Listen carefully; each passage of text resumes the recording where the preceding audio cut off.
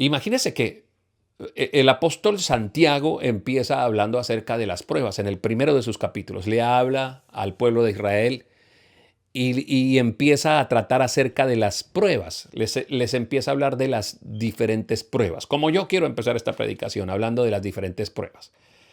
Cuando estás pasando pruebas, ¿cuál es la reacción natural de las personas cuando se enteran que tú estás pasando pruebas?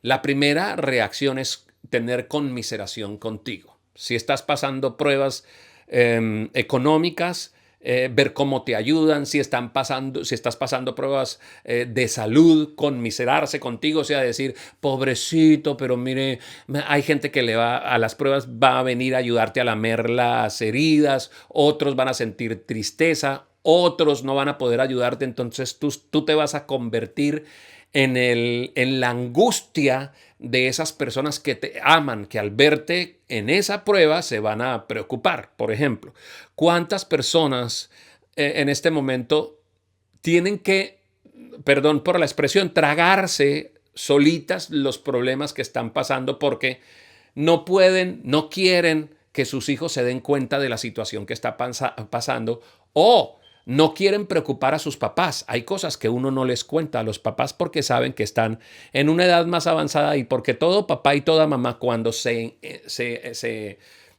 entera de la situación de su hijo, pues obviamente no va a dormir en paz. Hay nonitas y nonitos, hay papitos y hay mamitos y hay mamitas, usted lo sabe muy bien, que si les contáramos la situación por la que estamos pasando, no dormirían, no comerían o harían cosas como estas. Se quitarían el pan de la boca para darlo.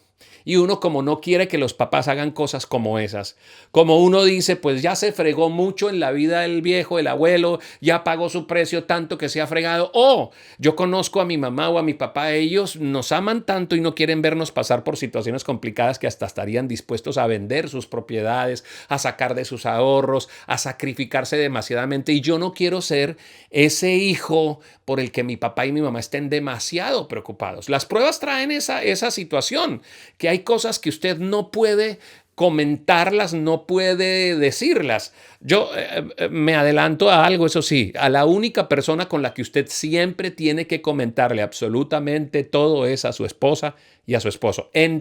Usted téngale secretos a su papá y a su mamá, usted téngale secretos a sus hijos, usted tenga secretos con sus amigos, y si usted no quiere preocupar a la gente que lo ama, pues guarde silencio y no cuente cosas. Pero este consejo va de todo corazón de un pastor matrimonial. A su esposa sí cuénteselo todo, de la manera de vida, con la delicadeza con la que tiene que hacerlo. Intente que no haya secretos entre los dos. No se coma el dolor usted sola o usted solo porque dice es que yo no le cuento para no preocuparlo más. No, esa persona se casó contigo para que tú le entregues tus preocupaciones, porque dice la palabra de Dios que cuando dos están juntos se pueden calentar, ¿sí? Es mejor que los problemas vengan cuando hay dos, porque hay de aquel que los problemas lo agarran estando solo. Estando dos con frío se calientan, pero hay de aquel que esté solo. Y hay personas que están cometiendo este error matrimonial, que están viviendo situaciones y no las han compartido con la pareja. A veces puedo decir no, porque la pareja está con problemas y quebrantos de salud. Ok, hay cosas que uno no cuenta en el momento, pero en la mayoría de las situaciones, por favor, usted tiene que aprender a vivir con su cónyuge de la siguiente manera. Entre él y yo, entre ella y yo, no hay un ápice de distancia. Todo lo que me duele, yo lo cuento. Te vas inclusive a aterrar del momento en que lo cuentes, cómo esa persona puede aportar mucho a la solución del problema.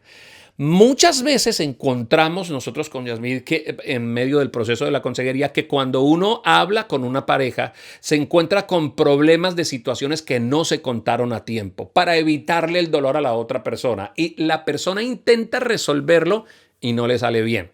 Y después tiene un doble problema. Primero, no haberlo contado. Segundo, haberlo resuelto mal. Dos personas piensan mejor.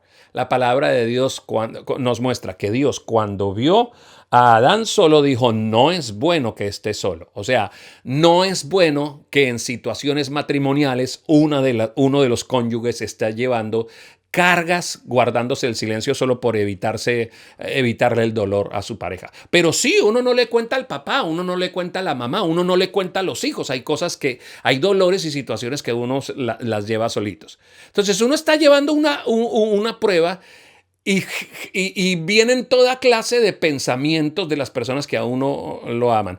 Raro que alguien le diga a uno que mientras se encuentre en pruebas, uno se tiene que poner feliz y se tiene que poner dichoso. ¿Sabe quién se lo dice? La palabra de Dios. Eso es raro. Eso es raro. Cuando uno abre su negra, yo le digo la negra, la negra tan sincera que Dios ha dado, mire, la negrita que uno le abre y empieza a hablarle y a decirle con tantas sinceridades. Y uno dice, Señor, tu palabra, ¿cómo es de diferente a todos los otros modelos de existencia? Porque cuando me hallo en pruebas y en dificultades, abro Santiago capítulo número 1 y me dice, ¿está pasando pruebas, Josecito? Ay, pues póngase feliz, dichoso usted que tiene pruebas. ¿No le parece uno raro? ¿Qué tal que usted fuera y le contara a su papá, a su mamá, o le contara a un amigo, le contara a alguien que las pruebas que usted está pasando y esa persona le diga, lo felicito, póngase feliz, póngase dichoso? Eso es raro.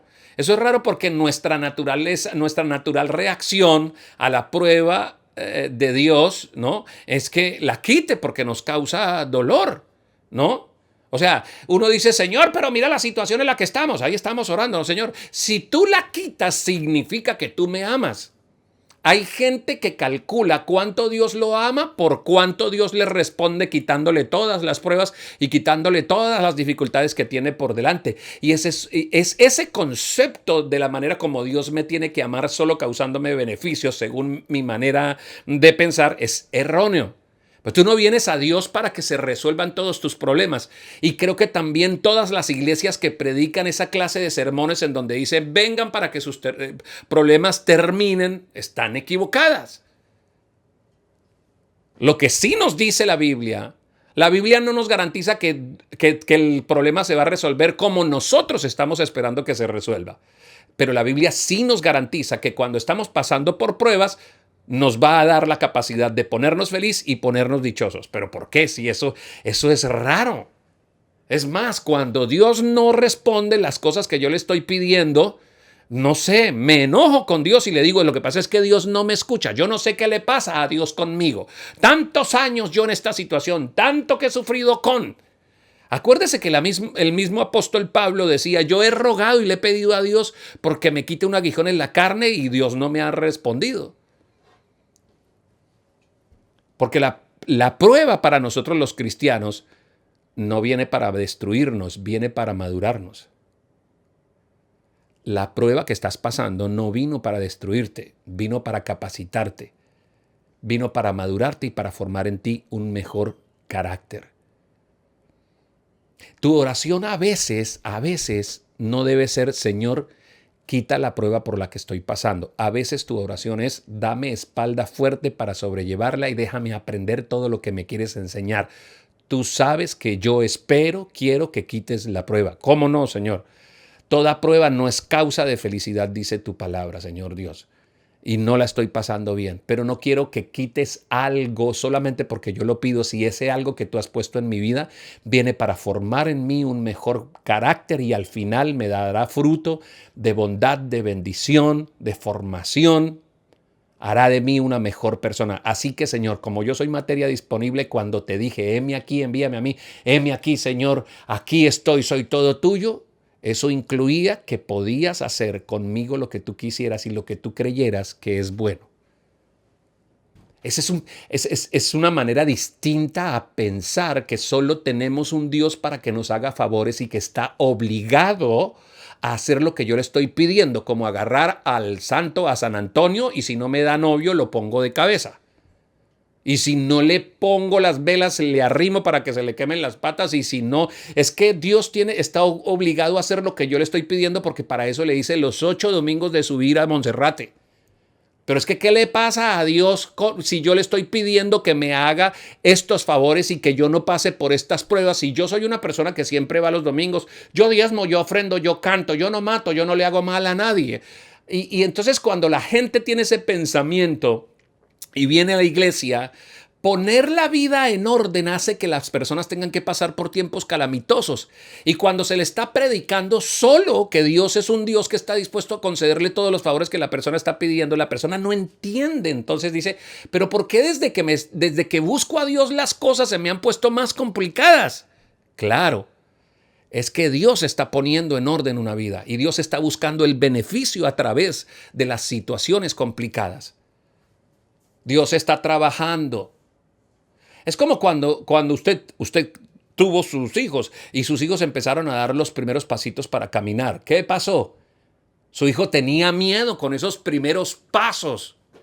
Le extendía los brazos a usted, ¿cierto? Él quería que usted no lo soltara, pero usted entendía esto como adulto. Es que si yo lo agarro y no lo suelto, no va a aprender a caminar. Y así es, muchas veces estamos en el camino de la vida dando pasos creyendo que nos vamos a caer, pero Dios sabe que conforme vayamos caminando, nuestros pasos van a estar más seguros y Él va a utilizar la situación para sacar lo mejor de cada uno de nosotros. Con esto en mente, tengo que decirles que algunos de ustedes que están pasando por situaciones muy complicadas, cuando esta situación termine, ni siquiera van a caminar, van a correr, porque en este tiempo de calamidad, en este tiempo, habrás recibido mucha formación y Dios te estará preparando para cosas que vienen hacia adelante. O no les pasa a algunos de ustedes que dicen, yo no sabía, este tiempo de calamidad me ha servido para darme cuenta de virtudes que yo no sabía que yo tenía, pero tuvo que venir el peligro para saber cuán valiente yo era, pero tuvo que venir la escasez de comida para demostrarme a mí mismo hasta dónde estaba dispuesto yo a trabajar, a humillarme y a salir a buscar la comida para mi casa. O sea, todas las cosas que han venido, lo que han hecho en mí, cada nuevo problema lo que hace es sacar de mí cosas desconocidas. Parece que Dios estuviera hurgando dentro de nuestro interior para sacar nuevos talentos que no hubieran aflorado de otra manera. Versículo número 2 del capítulo número 1 de la carta de Santiago. Dice así: hermanos míos, considérense muy dichosos cuando tengan que enfrentarse con diversas pruebas. ¿Vio? ¿Qué lugar a usted de la literatura, de la consejería, de la psicología, de la humanidad, de todas las ciencias conocidas, le dice que cuando usted está pasando por diversas pruebas, usted se tiene que considerar dichoso? O sea, considerarse privilegiado. Algunos dicen, ¿en serio? O sea, que yo me tengo que considerar un privilegiado por esta situación que estoy pasando. Sí, a la luz de la palabra, sí. Empiece por algo. Dios dice que no le va a dar una prueba que usted no pueda resistir. Si usted está pasando por una prueba que parece que no puede resistir, la verdad es que Dios estará dispuesto a redoblar sus fuerzas para que usted resista la prueba que tiene por delante. Entonces, considerarse como dichoso. Va a ser raro si en los próximos días a usted lo llaman y le dicen, ¿qué hermano? ¿Cómo está? Pues estoy enfrentando muchas pruebas, pero qué feliz estoy de enfrentarlas y de empezar a resolverlas cada una. Me siento dichoso porque tengo estos problemas. Dios mío. Y dice, ojo, no dice, considérese dichoso cuando tenga una prueba. Dice diversas pruebas. O sea, muchas pruebas de diferente índole, de diferente carácter. O sea, que vamos a ser atacados por los diferentes flancos.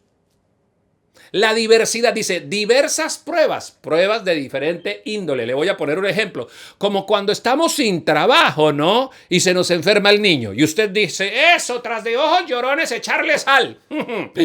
No. El niño que llora y la mamá que le pega. O sea, tras de cotudo con paperas.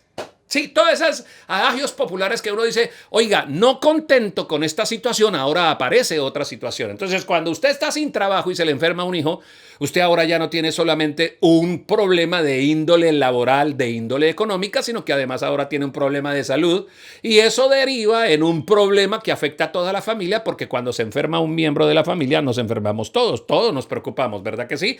Todo el mundo está consternado.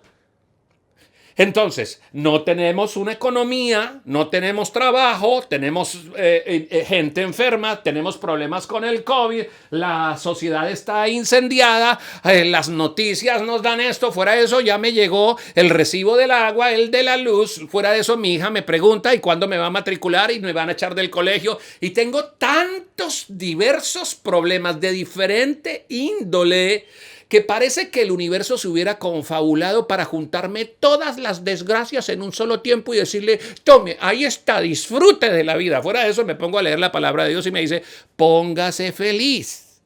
Considérese dichoso cuando esté pasando diferentes pruebas.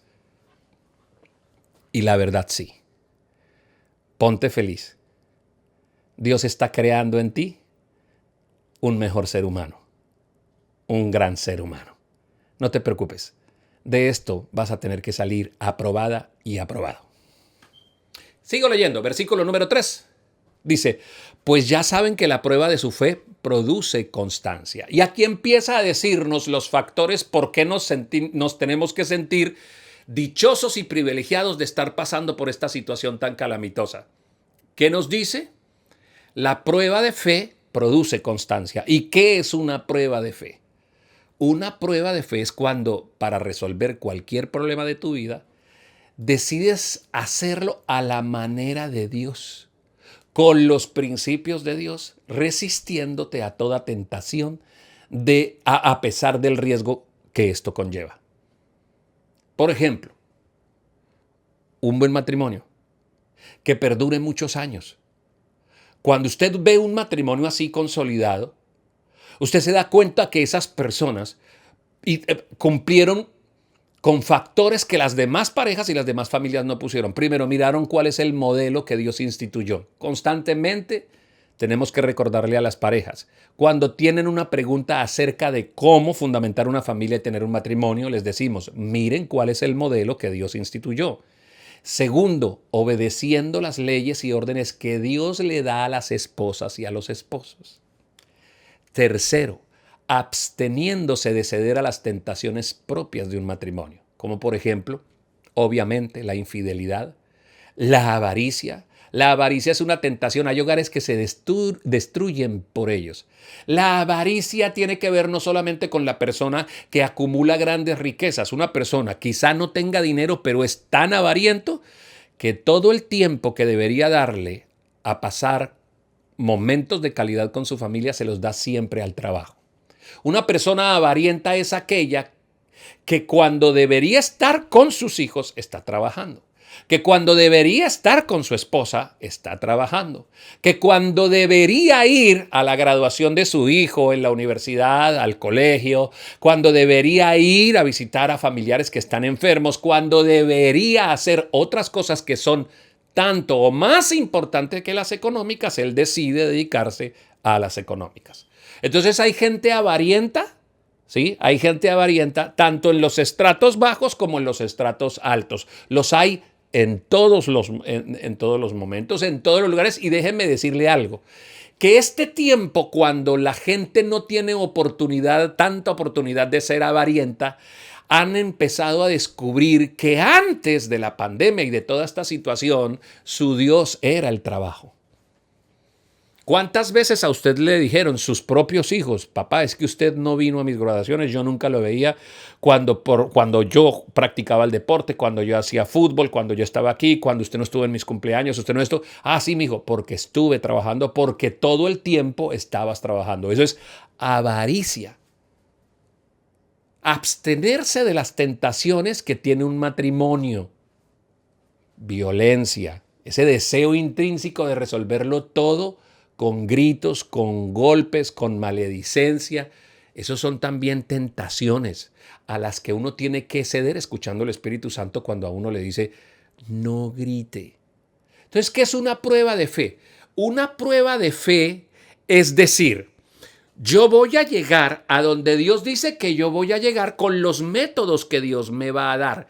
Esos métodos van a hacer que yo tenga que caminar este sendero mirando la norma de Dios y en el tiempo de Dios.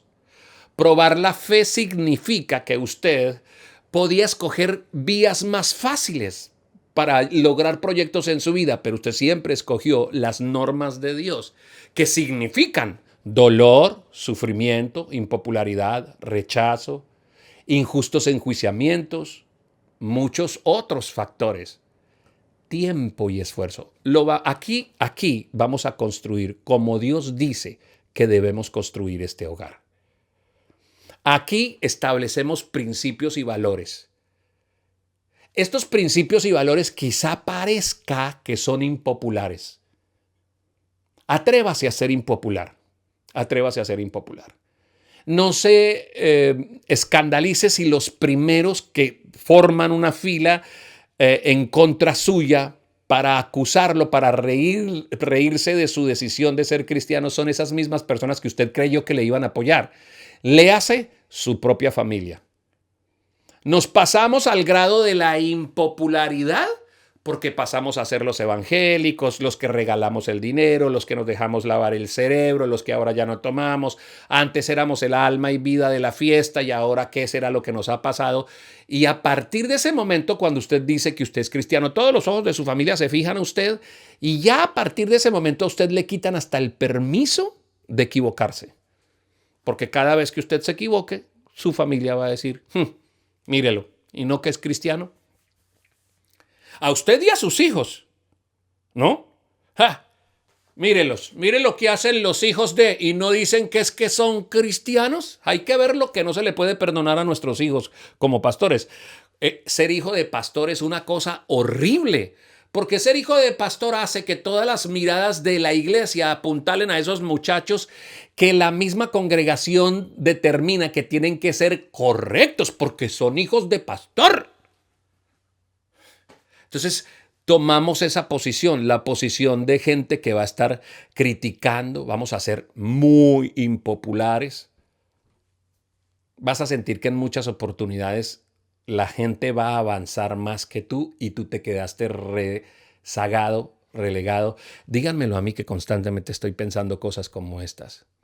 Y tengo que batallar con mi carne, tengo que batallar con mi pensamiento cuando veo todos los otros comediantes avanzando, todos los otros artistas haciendo y yo siendo relegado, sintiéndome relegado. Tengo que en ese momento, le pongo mi ejemplo porque usted necesita tener ejemplos como esos. En ese momento yo solo pienso, ok, pero si yo quisiera llegar a donde ellos están, tendría que entregar mis principios, entrar nuevamente al mundo de esta sordidez, de esta convulsión. Sé que por los principios que yo ahora hablo y que yo predico, no voy a poder encajar dentro de todo ese concepto que está allá.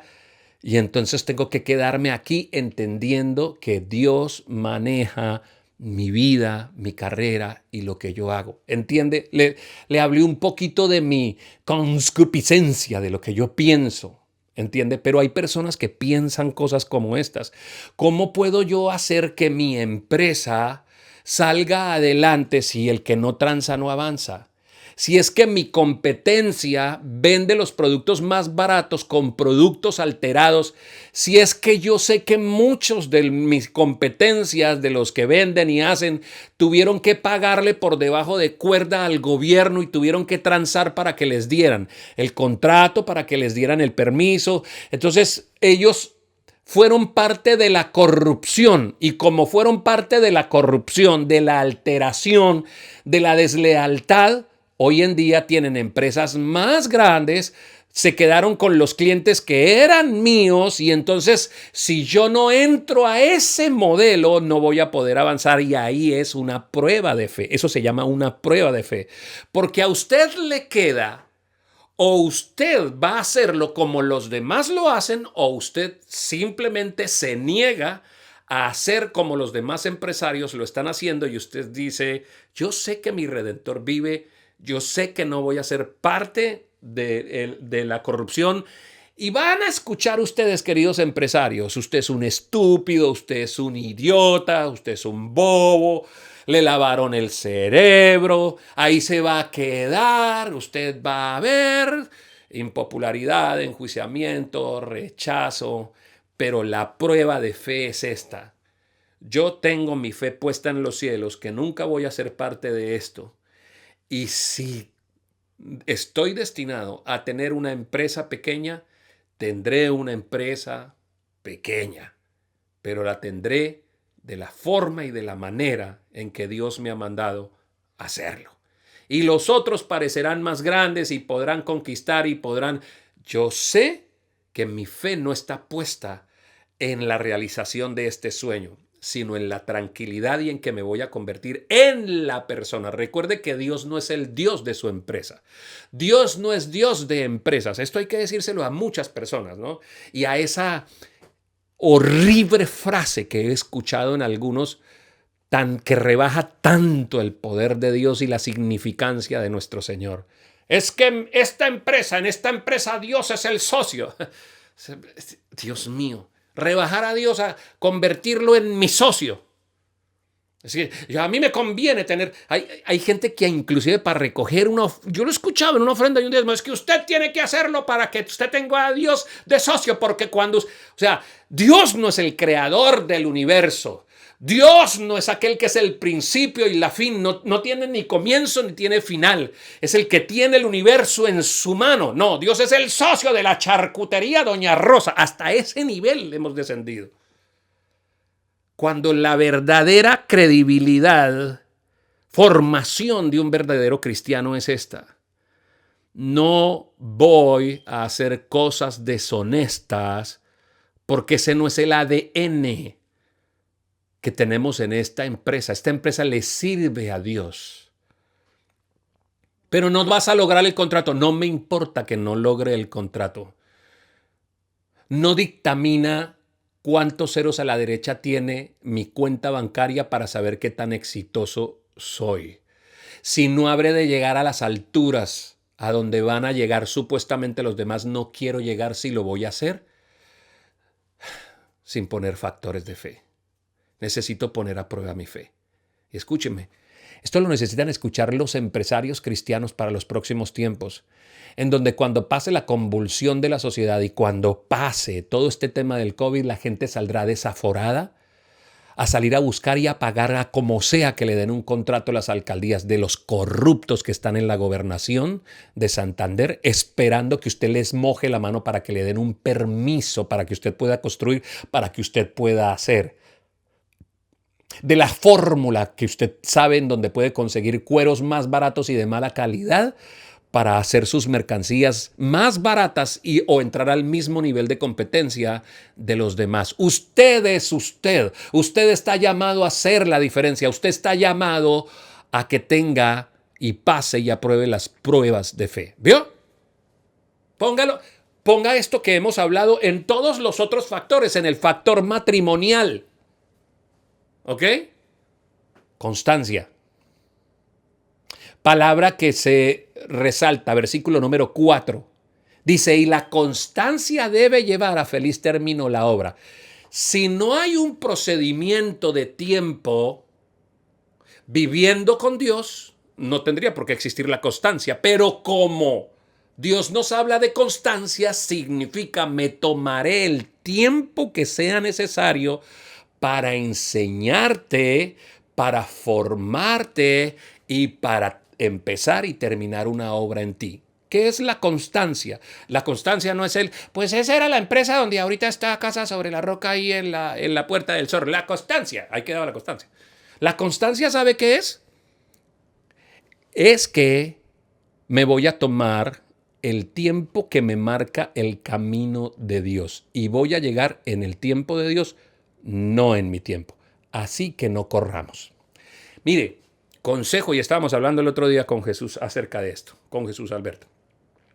Estamos hablando de esto. ¿Qué va a hacer la gente cuando recién pueda salir a trabajar? La gente va a salir a correr. A correr. Se puede entender el hecho de la desesperación de la gente que va a salir a correr, ¿sabe por qué? Porque han estado guardados, porque están llenos de deudas, porque tienen que salir, o sea, tienen que buscar desaforadamente resolver sus problemas económicos y la gente va a salir a correr.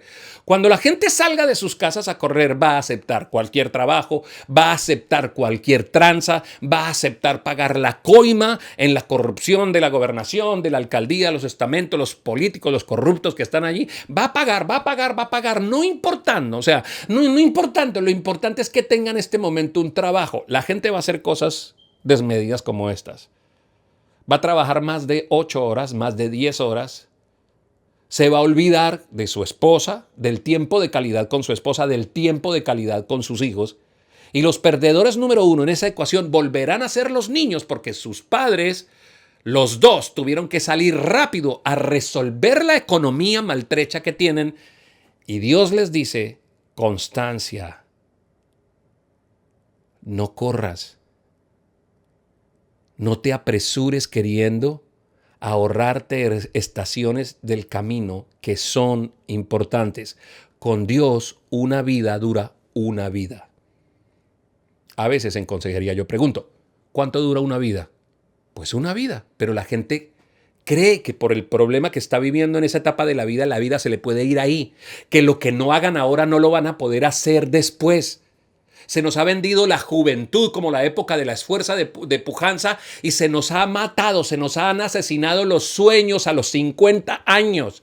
Es un pecado tener 60 años y atreverse a soñar y a creer que Dios todavía está de nuestro lado. Y a veces hay que recordárselo a los cristianos para decir, tú estás envejeciendo corporalmente, pero Dios no está envejeciendo contigo. Y hay que recordarles que la palabra de Dios dice que ciertamente el cuerpo que está aquí afuera se va envejeciendo, pero el espíritu se va renovando.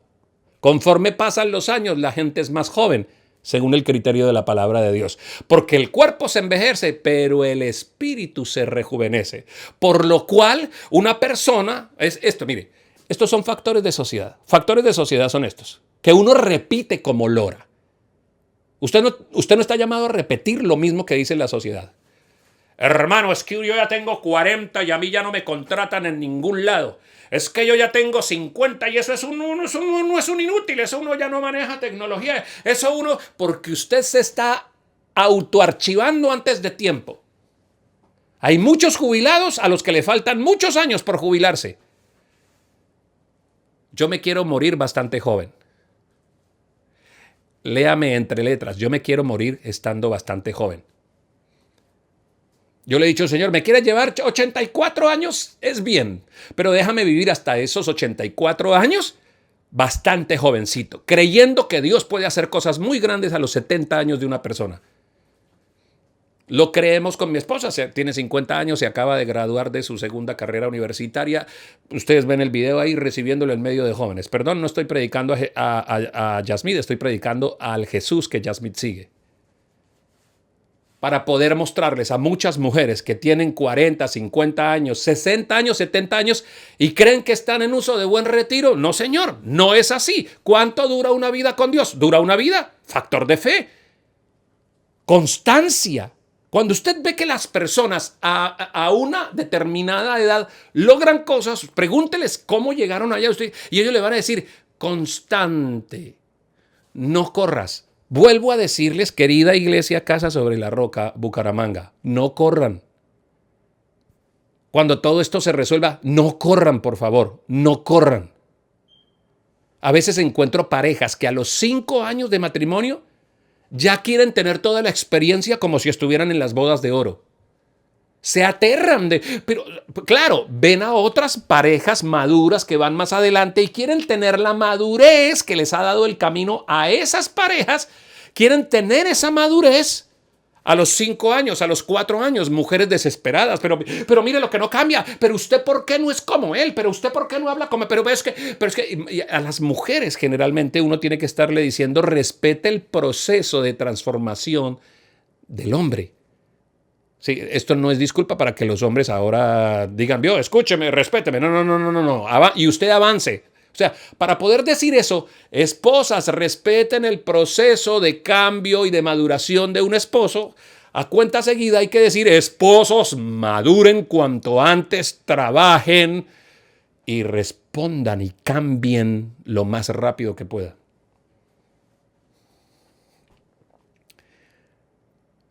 Formen sus empresas sin correr.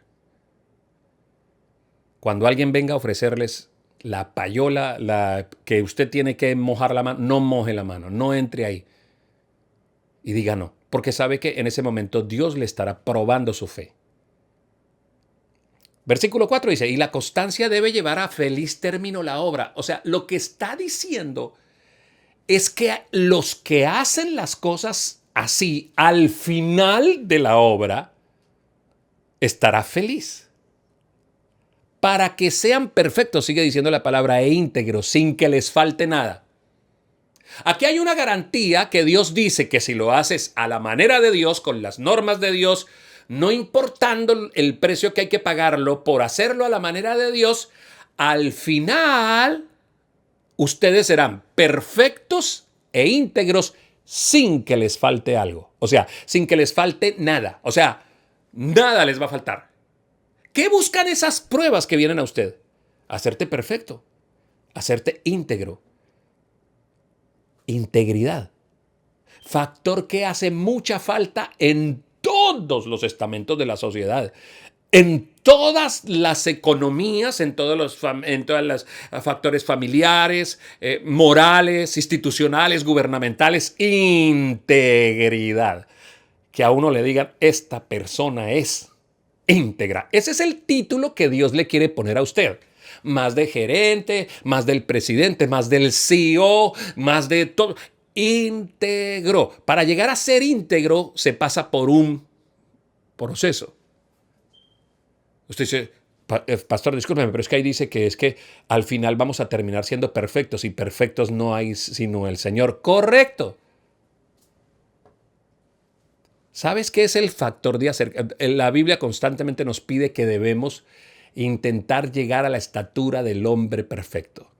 Es que Dios te va a ver tan comprometido y lo que te haga falta, la misericordia de Dios lo cubrirá. Que tus hijos digan, mi papá no fue un hombre perfecto, pero fue un buen padre. Y lo que hizo falta que mi papá nos diera, Dios nos lo dio. Pero mi papá siempre dio hasta lo último por nosotros. Dice la palabra de Dios con respecto a lo que hasta el momento hemos leído aquí. A los íntegros poco y nada les hace falta. Aprenden a ser felices con lo poco o mucho que Dios les ha dado. El apóstol Pablo decía, yo sé estar contento con lo que tengo. Mira el nivel de felicidad como lo hablaba el apóstol Pablo. Decía, ¿yo sabe qué? Yo sé estar contento con lo que tengo. Porque ahí dice, el Señor dice, para que no les falte nada. Entonces es que lo voy a tener todo en posesiones. No les falte nada significa que van a tener lo suficiente para ser suficientemente feliz. Hay suficiente gente muy suficientemente feliz en un barrio popular porque aprende a estar feliz con lo que tiene. Cuando tiene más, se pone contento. Y cuando tiene menos, sigue contento.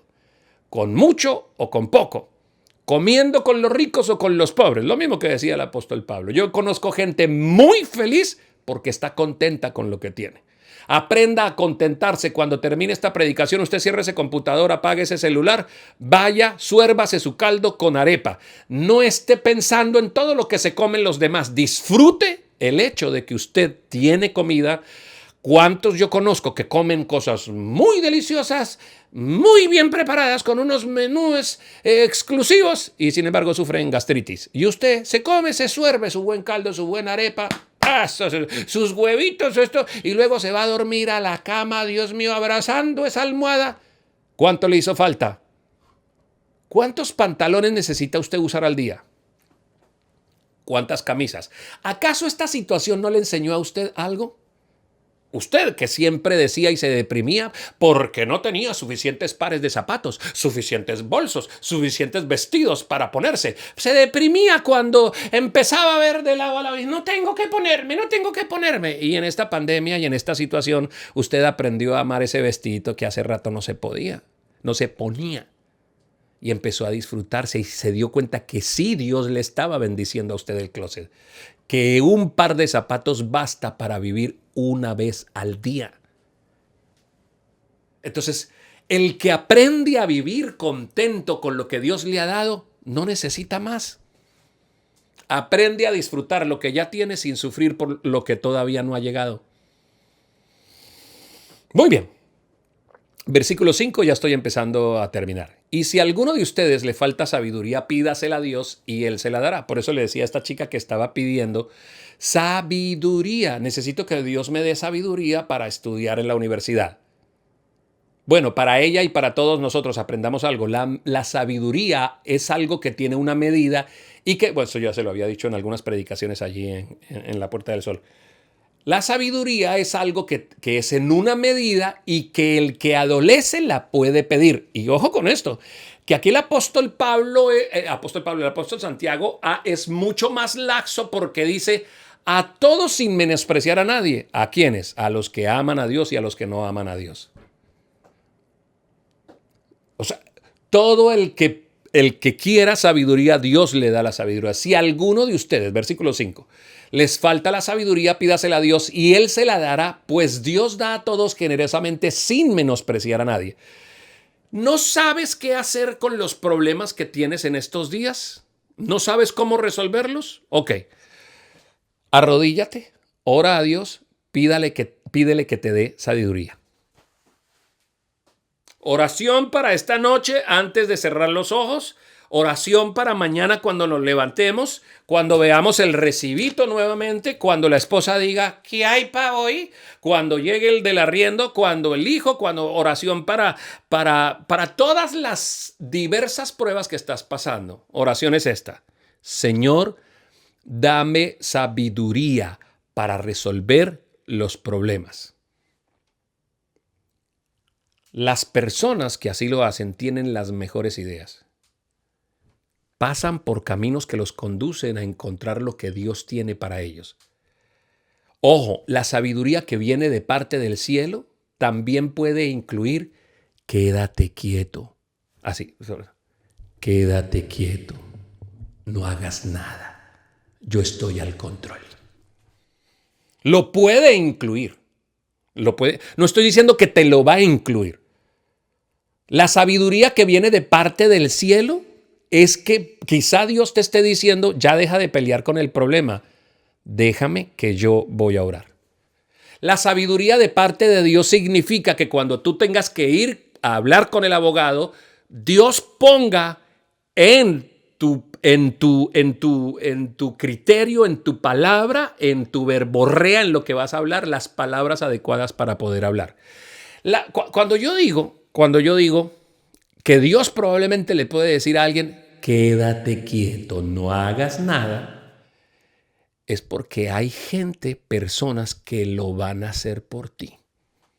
No les voy a contar, no voy a entrar en el detalle porque no tengo tiempo, pero hace unos días mi esposa y yo lo vimos así, en donde vimos que había una situación complicada, que había que tomar decisiones, nos preocupamos, pero supimos escuchar calmadamente y otras personas terminaron haciendo lo que se suponía que teníamos que hacer nosotros y la situación se resolvió sin que nosotros apareciéramos, simplemente diciendo, Señor, ¿qué debemos hacer?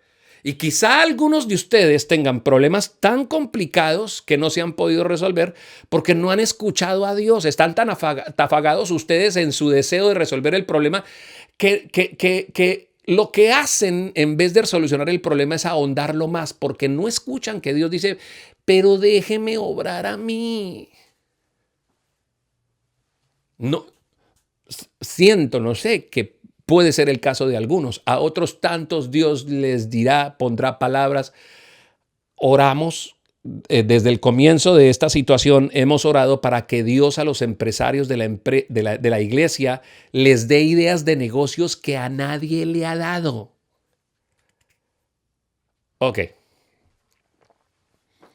Versículo número 6, pero que pida con fe sin dudar, porque quien duda es como las olas del mar agitadas y llevadas de un lado al otro por el viento. No dudes. Hay algunas señales que por las que te vas a preocupar, pero vas a tener que pasarlas, porque sientes que los demás van más rápido que tú no vas tan rápido como los demás. Así como les conté yo, ¿no? Veo que el mundo de las luminarias, la televisión, el cine, el dinero, la fama avanza para todos los demás y yo me quedo así. Simplemente mirando para lado y lado. Y el Espíritu Santo me digo, Señor, ayúdame porque tengo una carnalidad aquí que me pide, que a veces me dice bruto, estúpido, y usted ahí de evangélico y de esto, y esa carne pelea conmigo y tengo que aprender a decirle, Señor Dios, yo no puedo hacer que mi fe flaquee. Sin dudar, dice la palabra de Dios, porque quien duda es como las olas del mar. Y quizá en los próximos días tú veas que el matrimonio de los González es mejor que el tuyo. ¿Cómo el matrimonio sí le funciona a mi hermana si mi hermana nunca va a la iglesia? ¿Cómo mi hermana sí tiene trabajo? ¿Cómo el vecino ese desgraciado sí le va bien? Es que y ese bebe, ese fuma, ese parrandea, ese te odia, Señor, y a ese sí le va bien. Y tú siempre el césped, el prado del jardín de tu vecino te va a parecer más verde que el tuyo. Si te la pasas la vida mirando los beneficios, entre comillas, los beneficios y las cosas buenas que le suceden a los malos, te vas a quedar ahí. Dios tiene el tiempo, Dios sabe, entonces hay cosas que te van a obligar a dudar, pero no dudes, dice, pero pida con fe sin dudar, porque quien duda es igual a las olas de mar agitadas y llevadas de un lado al otro por el viento. No, mi fe tiene que tener una causa y voy a aprender a luchar y a confiar en que Dios tiene el control de la situación. Por más que que parezca que a los demás les va mejor, porque quizá no eres tan popular como los demás, porque al haber tantas críticas hacia lo que tú haces, tú flaqueas y te sientes mal. Por lo menos si anduvieses con las demás personas, el camino es ancho y espacioso, fácil de caminar, pero es un camino que lleva a la perdición. ¿Por qué no andamos mejor en el camino angosto, complicado, estrecho, difícil, en contra de la corriente? Sin embargo, haciendo las cosas bien. Termino. Imagínense que esta predicación me faltaron 2 versículos más que eran el centro de la predicación. Lo vamos a dejar para después. Pero yo espero, de alguna manera, haber podido contribuir a que usted encuentre maneras de cómo entender esta situación tan caótica que está sucediendo y qué hacer, cómo movernos. Pues bien, Dios está contigo. Dios está de tu lado. Dios ha visto la necesidad por la que estás pasando. Dios conoce tu obediencia. Dios sabe que nosotros estamos aguantando.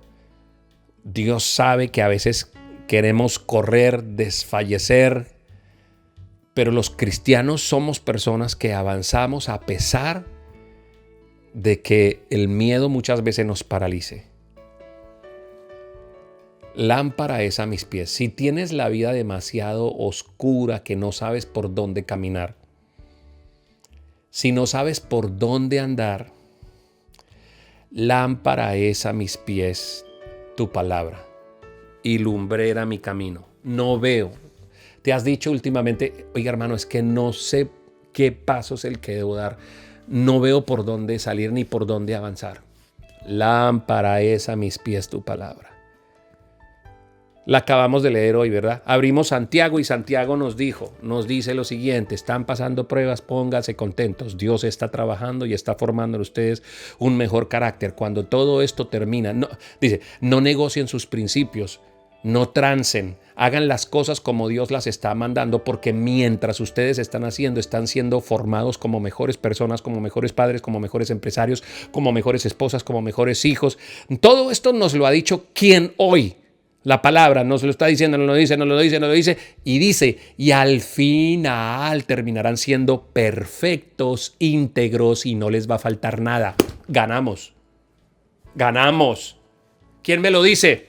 Lámpara es a mis pies tu palabra, lumbrera mi camino. Ella me ilumina el sendero por el que yo debo andar. Pero claro, en vez de andar buscando desesperado un préstamo y otro préstamo y una ayuda y una palanca y mirar a ver si el gobierno y mirar a ver si la ayuda humana viene, ¿por qué no leo la palabra de Dios? ¿Por qué no afecto mi fe con respecto a lo que estoy leyendo para ponerla en práctica? Que yo sé que una vez la lea, la ponga en práctica, ore y le pida a Dios por sabiduría, me voy a levantar como una mejor persona, aprobada para lo que viene adelante. Así parezca que tengo el freno de mano puesto, no me importa. Dios está obrando. Dios está obrando. Padre, gracias. Gracias por tu palabra.